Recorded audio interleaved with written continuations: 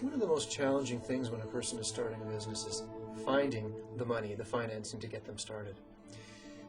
Generally speaking, we see a lot of people who start small businesses will go to the bank. They might find someone like a community futures office in their community. If they can't get money from there, they tend to give up, which is too bad because there's a lot more sources of financing out there.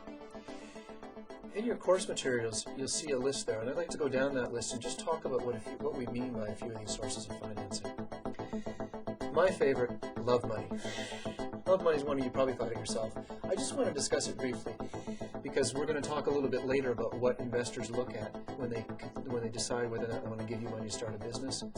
Well, all investors think about those things except this one category. This is the category of people that say, I love you, and therefore I'll give you some money to start your business. Which is great. Lots and lots of businesses get started with money from friends, from family, etc., etc. There's a catch with love money, though. You want to make sure you can go home for Christmas. If mom and dad don't make it, if they pass away before you finish paying off your business loan, you want to make sure you still have an ongoing relationship with your brothers and sisters. Love money is tricky in terms of relationship. If you get money from friends or from family, it's really important that you have something in writing that clearly defines the terms. It's not you thought it was a gift and they thought it was a loan. I've seen that a couple times in businesses that I've worked with. You just make sure that the lines of communication are really clear and that we understand how much is being loaned, is there interest, is there not interest, when did we agree to pay it back, etc., etc. A source of financing that is so rarely considered for small businesses, and I find increasingly that it's a great loss, is angel investors. An angel is somebody that has excess cash that is interested in making investments in small business. This is a person that's saying, I like small business. I think it would be great to help out this person get going. I might even like to be a mentor for them, give them advice based on the years of experience I have in business. And I'm willing to make an investment that's an equity investment that pays off for me if this business succeeds. So I become, in some sense, a partner. People often hear the term a silent partner in this business venture. It's a real challenge for folks to think about where they would find an angel investor. Most people kind of think, do I know any friends that have that kind of money? Oh, I don't? Okay, well, I'm out of luck.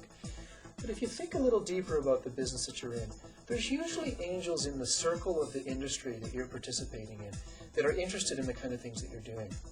Let's say you've developed some clever attachment for a backhoe. Well, is there someone in your town that has a really successful equipment retail dealership? And you know they've been in business for many, many years and they're probably quite successful. They might think it's kind of a neat thing to get involved and put a few $1,000s or a few tens of thousands of dollars on the line to help someone like you get started.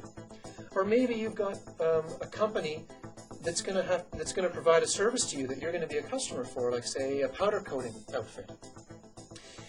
There's an example of someone that, again, an established business person, extra money in the bank. Even if you have mediocre success in terms of profits, if you at least survive, you're going to bring more business to that person's business. Another good source of angel investing. Often retired professionals, accountants, dentists, doctors are the kinds of folks that make these sorts of investments. Maybe someone that's done exactly the same business as you have.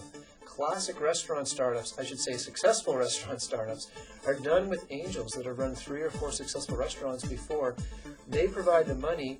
The owner, the entrepreneur, is someone that's worked in a kitchen as a chef or has managed the front end of a restaurant for many, many years. The two of them together can make a successful restaurant. Angels are a really, really valuable source of financing, and I'd encourage you to think long and hard about where you might find them. A lot of people, if they need to lease a location to, say, run a retail location or maybe a manufacturing facility or something like that, they're in such a rush to find the right place to start their business. As soon as they find it, they run to the landlord and they sign the lease. They're missing an important source of financing right there. Usually when you go into a place that you're leasing, you're going to, in the first couple weeks that you're there, make tremendous improvements to the value of that property. And if things don't work out and you move away, or you have to go somewhere else because you've expanded from growth or something like that, you're leaving all that value with the landlord. You've got a tremendous opportunity right before you sign the lease to say, hey, I'm going to spend $10,000 in this building. I'm going to paint it. I'm going to put in washrooms. Maybe I'm spending more money. I'm putting in a commercial kitchen, something like that. And that's all going to be there if I ever leave. I'd like you to reduce the rent to compensate me somewhat for the improvements I'm making to your property. Most landlords will do that, and certainly you've got nothing ventured, nothing gained.